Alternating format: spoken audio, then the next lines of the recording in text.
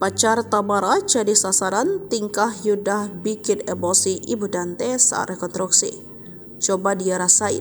Tamara Teswara tak bisa menahan emosinya saat menyaksikan adegan rekonstruksi saat Yuda Arfandi menenggelamkan putranya Dante. Saat proses rekonstruksi dilakukan, Tamara Teswara hadir menyaksikan Yuda Arfandi, tersangka pembunuhan Dante, melakukan aksinya di kolam renang. Tamara mengakui tak bisa meluapkan emosinya karena petugas kepolisian yang ada di lokasi menahan dan meminta tidak main hakim sendiri. Mantan istri Angger Dimas ini mengklaim beberapa kali sempat berusaha mendekati Yuda yang saat itu melakukan rekonstruksi atau mengulang tindakan saat dirinya membunuh Dante dengan cara menenggelamkannya. Namun Tamara tak bisa mendekati Yuda Arfandi. Hal itu dikarenakan dirinya ditahan oleh petugas agar penyidik lancar dalam melakukan proses rekonstruksi yang diketahui terdapat 115 adegan dalam pembunuhan Dante. Tamara Teswara pun tak bisa berbuat banyak. Luapan emosinya tak bisa disalurkan sehingga berpengaruh ke kondisi fisik setelah menyaksikan rekonstruksi.